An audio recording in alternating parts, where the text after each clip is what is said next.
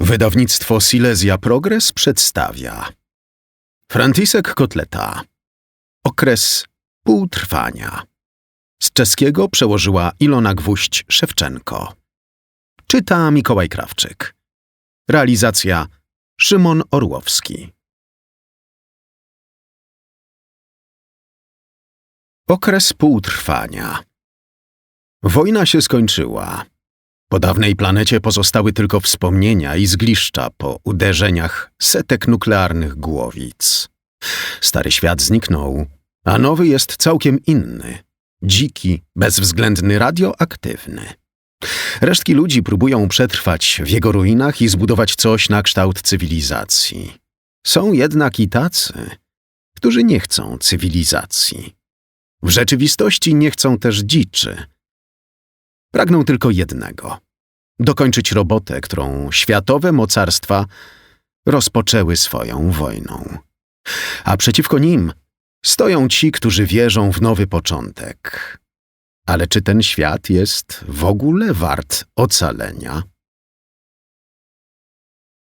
Wielki sukces jest podsycany przez wiatr drobnych niedogodności.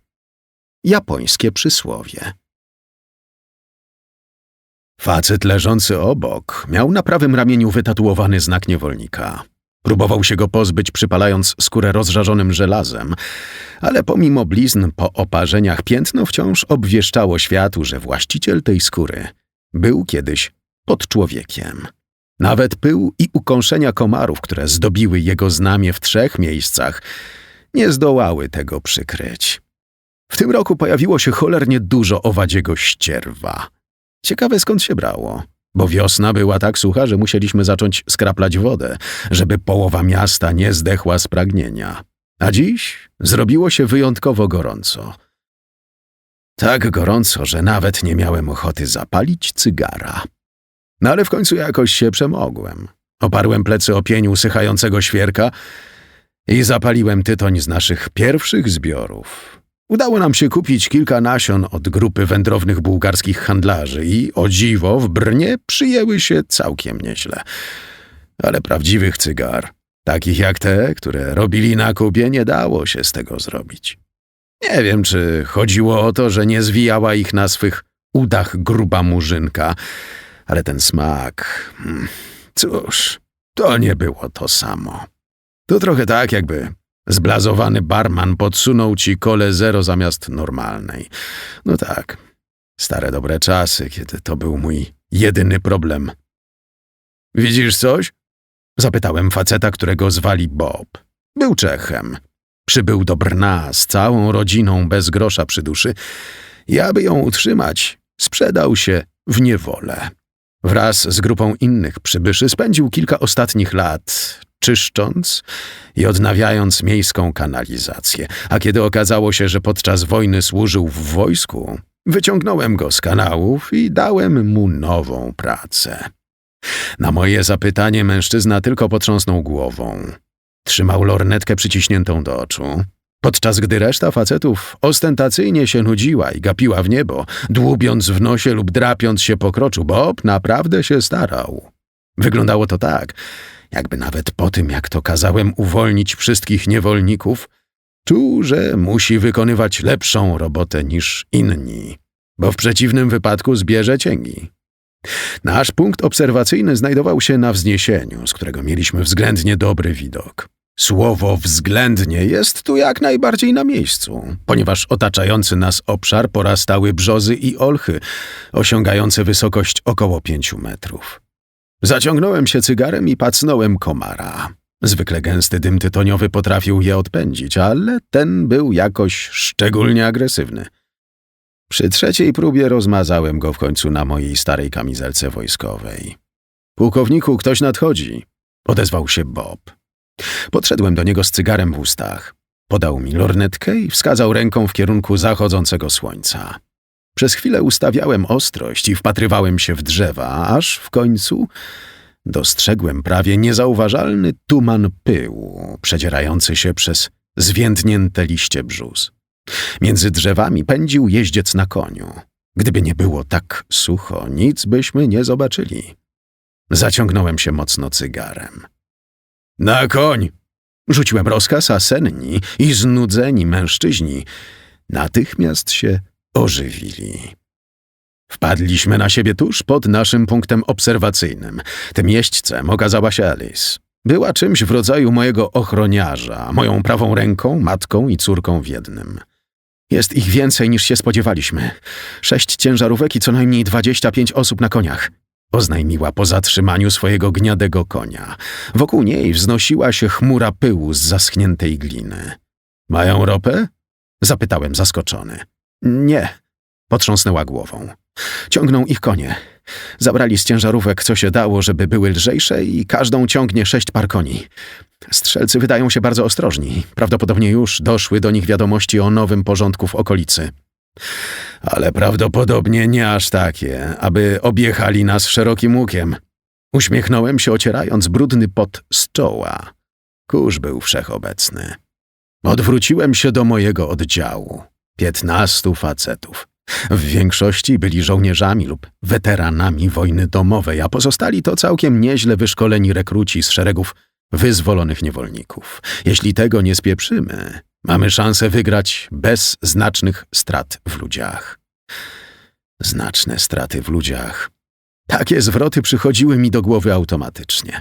To pierwsza rzecz, jakiej uczy się każdy dowódca na prawdziwej wojnie. Nie nazywać rzeczy po imieniu. Ludzie nie umierają, ale dochodzi do strat w ludziach.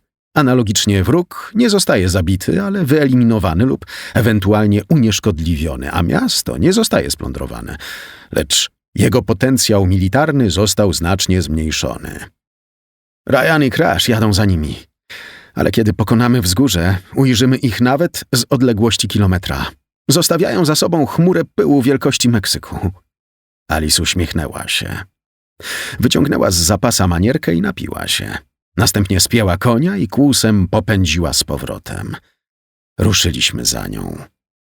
Alice miała rację w kwestii chmury pyłu. Dzięki niej karawana była widoczna z daleka. Ciągnęła się na dobre 300 metrów, a ja gorąco współczułem biedakom w 2 ostatnich autach, ponieważ zostali dosłownie zanurzeni w tym pyle.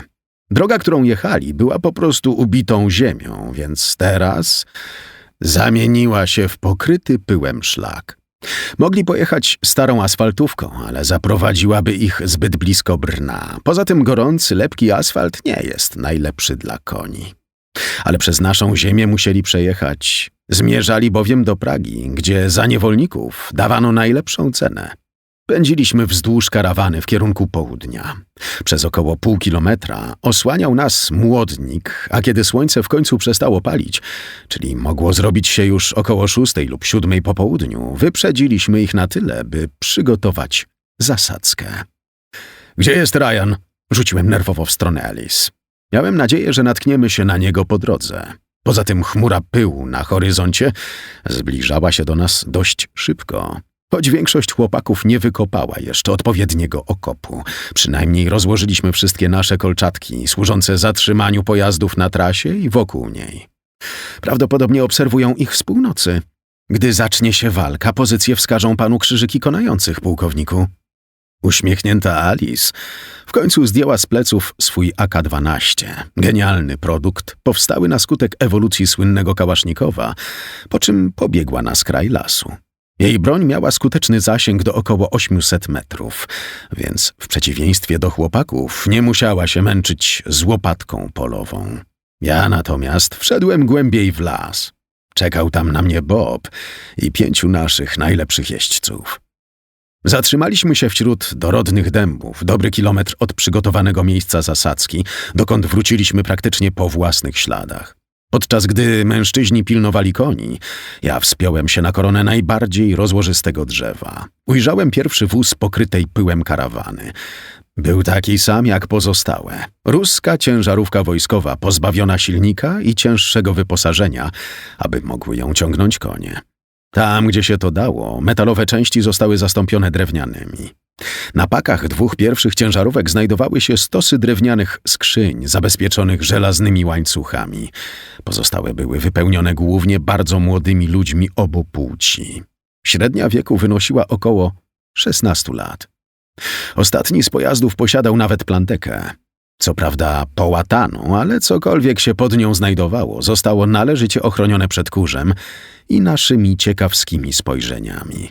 Nawet osłaniający konwój jeźdźcy na koniach starali się unikać wszechobecnego pyłu. Jechali po bokach karawany z chustami osłaniającymi usta z dobrych 300 metrów od pojazdów, aby w ogóle móc oddychać. Zeskoczyłem z drzewa i gwizdnąłem.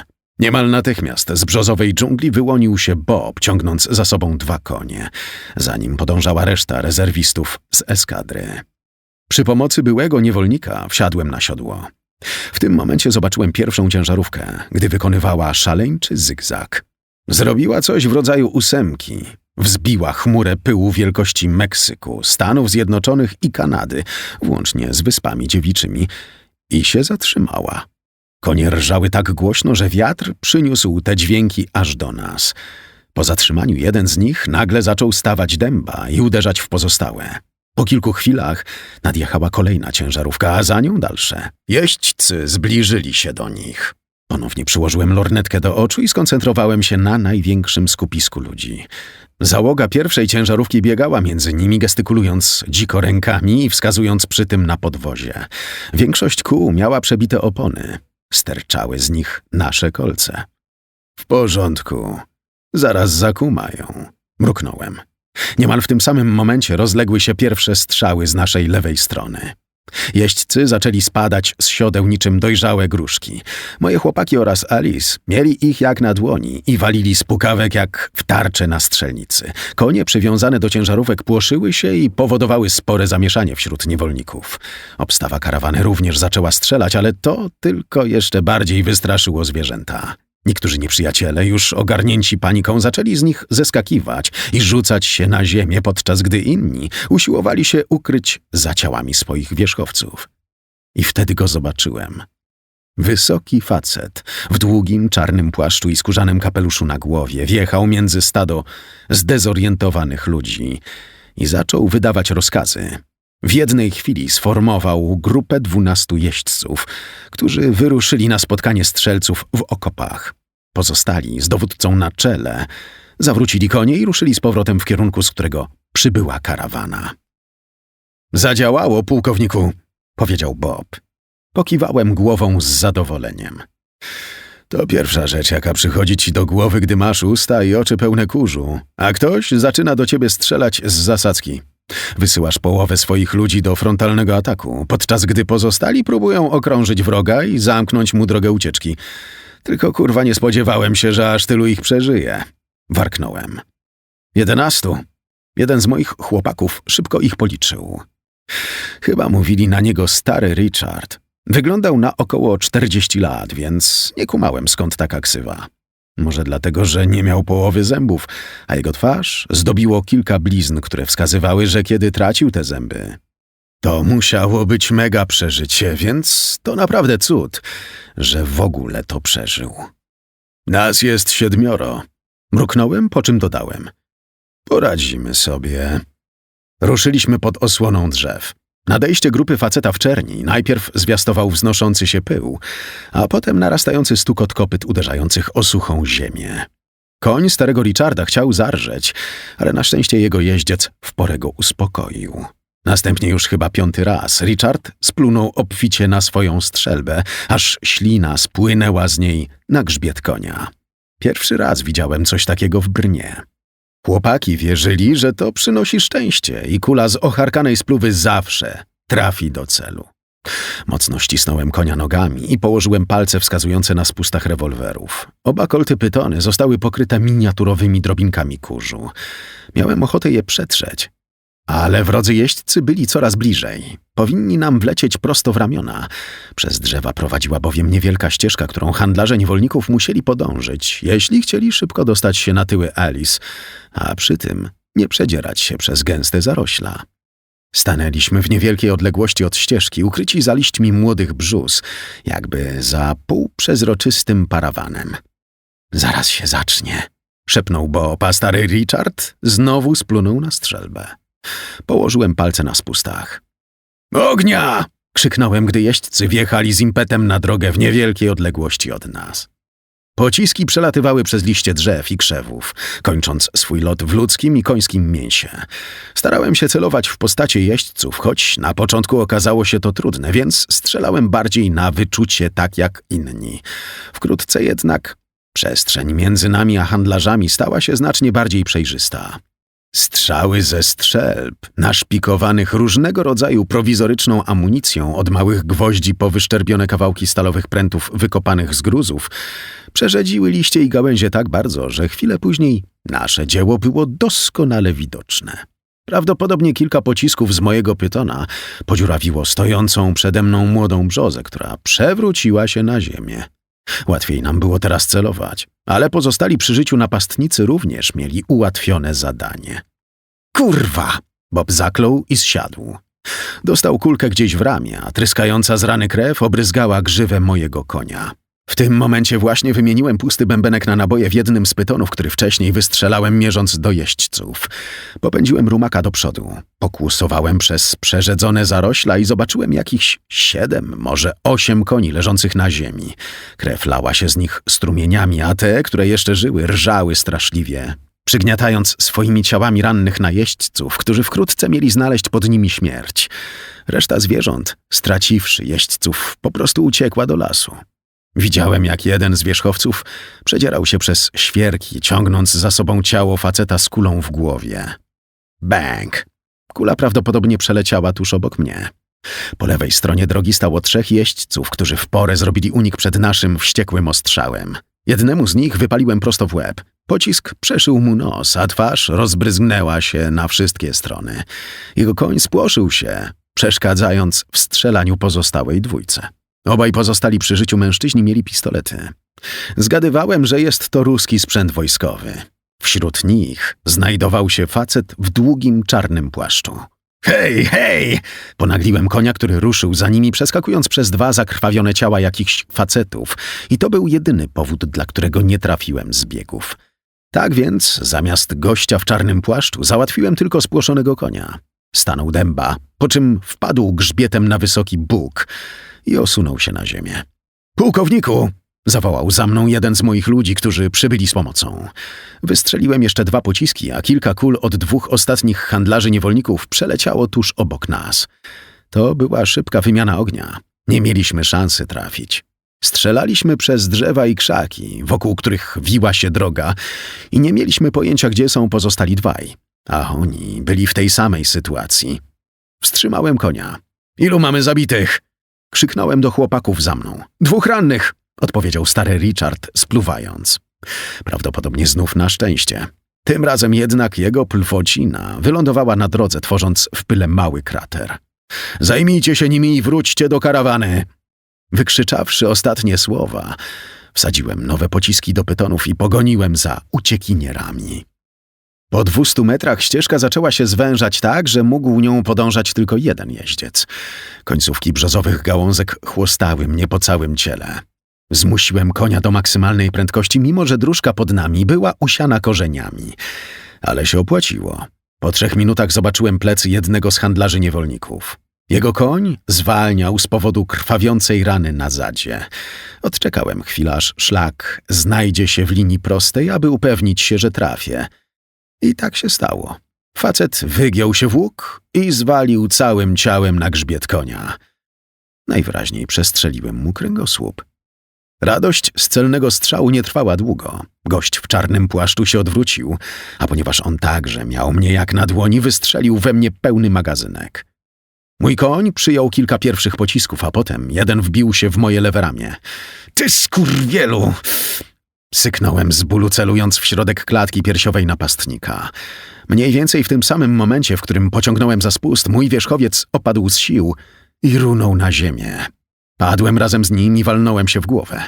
Najchętniej bym zaklął, ale nie mogłem. Podczas upadku ugryzłem się w język. Krew płynęła mi z ust, a ja modliłem się w duchu, żeby to było tylko przez ten język. Kurwa! Warknąłem z ustami pełnymi krwi i przeturlałem się bezwładnie poza zasięg nóg umierającego konia. Uderzyłem plecami o korzeń, po czym prawie straciłem przytomność. Rewolwer. Pomyślałem, szukając broni w kaburze na lewej nodze. Nie było jej tam. Moje ręce zaczęły macać ziemię wokół. Pyton, którego upuściłem, gdy padł mi koń, zapewne leżał gdzieś dalej, ale drugi, który wypadł z kabury, musiał być w pobliżu. Tego szukasz? Dobiegł mnie głos z lewej strony. Należał do faceta w czarnym płaszczu. Przeskoczył nad zwłokami mojego wierzchowca, a potem kopnął w coś leżącego na ziemi. To chyba był mój pyton. W nieznajomym interesujące wydały mi się dwie rzeczy. Po pierwsze, miał dziurę w płaszczu, a z jego boku ciekła krew. Drugą rzeczą był fakt, że w prawej ręce trzymał pistolet. Nikomu, kto wtrącał się w interesy Tadeusza Bartowskiego, nigdy nie uszło to na sucho. Uśmiechnął się, mówiąc jakimś polsko-czeskim dialektem, po czym wycelował mi między oczy i pociągnął za spust. Klik! Głuchy dźwięk wydobył się z broni. Na tym polega problem z pistoletami, że ludzie, którzy je mają, nigdy nie nauczą się nimi posługiwać. Powiedziałem, ledwie radząc sobie z obolałym, krwawiącym językiem. Myślą sobie, że magazynek nigdy się nie skończy. A tu chuj. Facet chrząknął gniewnie i sięgnął do kieszeni, gdzie prawdopodobnie miał zapasową amunicję. Ale przygotowałem się podczas mówienia. Wyciągnąłem nóż z kabury, którą miałem na pasku za plecami i skoczyłem na równe nogi. Zachwiałem się, ale utrzymałem pozycję. Pusty magazynek spadł z pistoletu na ziemię i uderzył o kamień. W lewej ręce faceta pojawił się nowy, który wyłowił z kieszeni, po czym spróbował wstawić do broni. Aaaa! Krzyknął, gdy przeciąłem jego rękę ostrzem. Mimo to trzymanego magazynka nie wypuścił z rannej dłoni. Dopiero drugie cięcie pomogło. Przeciąłem ścięgna jego ramienia, z którego zaczęła tryskać krew. Wtedy zaatakował mnie pistoletem. Zamachnął się błyskawicznie prawą ręką i trafił mnie lufą w podbródek. Następnie próbował uderzyć mnie w skroń, ale mój nóż okazał się szybszy. Dźgnąłem go w mięsień prawej nogi, a potem tylko kopnąłem w lewe kolano. Tadeusz Bartowski upadł na pył obok mojego pytona. Ale nie wahał się ani chwili i sięgnął po niego zranioną prawą dłonią. Kopnąłem go w głowę, a potem jeszcze raz i jeszcze raz, aż zemdlał. Wreszcie mogłem spokojnie schylić się po broń. Wkrótce reszta grupy mnie dogoniła. Nieśli tylko jednego rannego.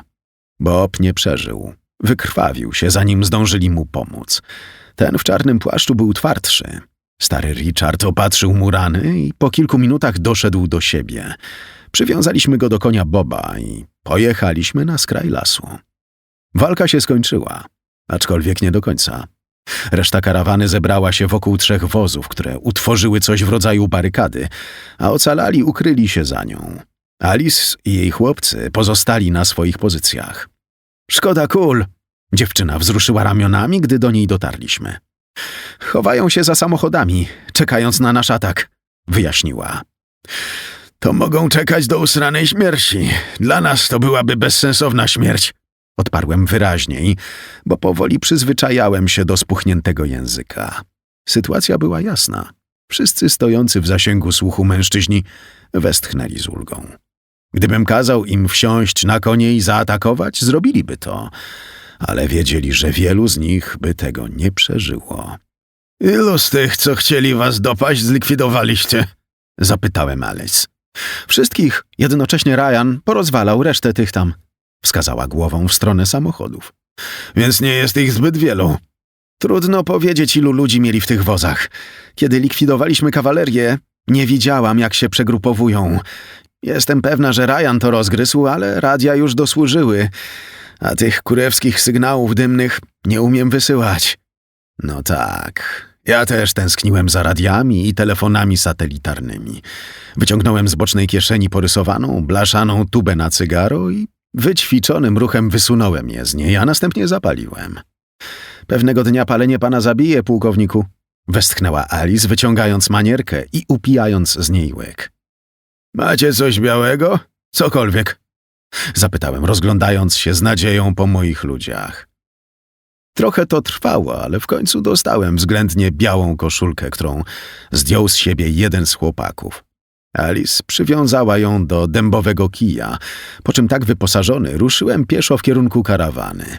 W lewej ręce trzymałem kij z białą flagą i czułem, jak moja ręka odmawia posłuszeństwa. W końcu miałem kulę w ramieniu, którą wpakował mi drań w czarnym płaszczu. Mięśnie w ramieniu drgały, a opuszki palców mrowiły z coraz większą intensywnością.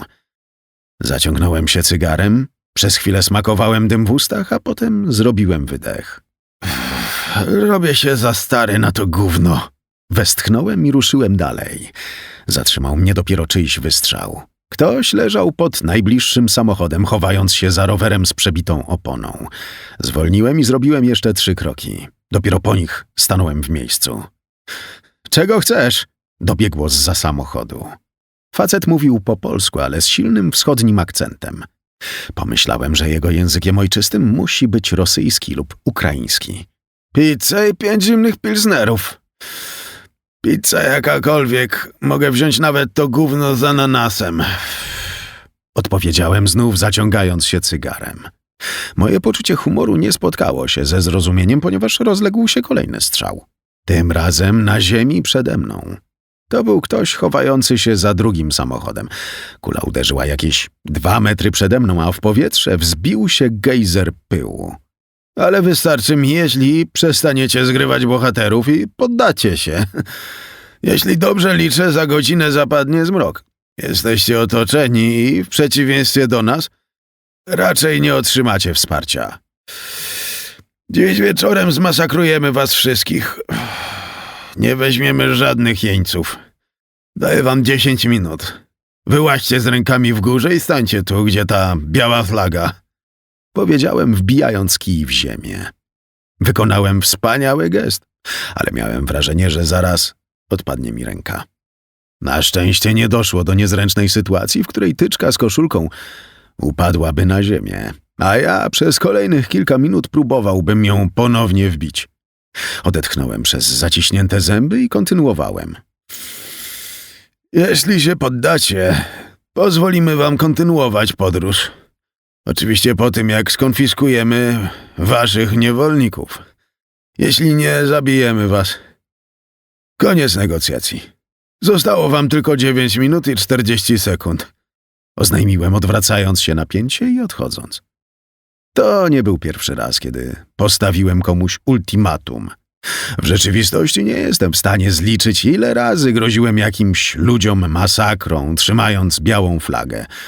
Zazwyczaj robiłem ją z prześcieradła, ręcznika, koszulki, a raz po prostu wzięliśmy podartą zieloną kurtkę wojskową i posmarowaliśmy ją wapnem. Sporo czasu zajęło wtedy Turkom zrozumienie, co to oznacza, że nie suszymy majtek na wietrze wzbudzonym przez ostrzał artyleryjski. Doświadczenie nauczyło mnie, że im twardsze ultimatum, tym większe prawdopodobieństwo, że wróg się podda. Z jednej strony dużą rolę w tym wypadku pewnie odegra fakt, że rzeczywiście nie mają się gdzie wycofać, a z drugiej z pewnością wrażenie, jakie wywarłem. Moje aroganckie zachowanie musiało sprawić, że poczuli, iż nie mają z nami szans, że jesteśmy pewni zwycięstwa. Kilka razy w życiu zagrałem wabank i przyniosło to oczekiwane rezultaty. Raz nawet się nam poddali, gdy mieli przewagę liczebną. Zorientowali się dopiero wtedy, gdy zobaczyli, że mamy jednego strażnika na 2 więźniów. Bang! Strzał rozległ się, gdy odszedłem wolnym krokiem około 400 metrów od białej flagi.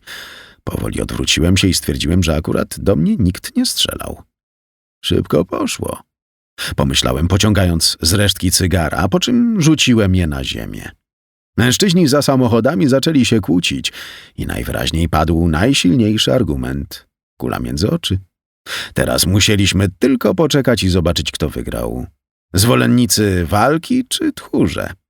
W końcu faceci zaczęli wychodzić zza samochodów z podniesionymi rękami. Zostało ich 8. Atak w dzień byłby problemem, ale w nocy moglibyśmy ich załatwić bez strat w ludziach. Zapędziliśmy więźniów do miejsca, w którym sterczała biała flaga, po czym sprawdziliśmy, czy nie mają ukrytej broni i kazaliśmy usiąść na ziemi. Dołączył do nich Tadeusz, który rzucił w ich kierunku gniewne spojrzenie. Dla pewności związałem mu ręce. Usiadłem na jednej ze skrzyń, które wyładowaliśmy z samochodów i pozwoliłem Alice, aby opatrzyła mi ranę. Najgorsze było to, że skończyły mi się cygara, więc tylko zacisnąłem zęby z bólu. Prawą ręką zacząłem uderzać w najbliższą skrzynię, by sobie ulżyć. Jest pan za stary na to gówno, pułkowniku. powiedziała dziewczyna, usuwając kulę z mojego ramienia i zaszywając ranę 3 szwami. Wiem, mruknąłem. Musi to też zobaczyć lekarz.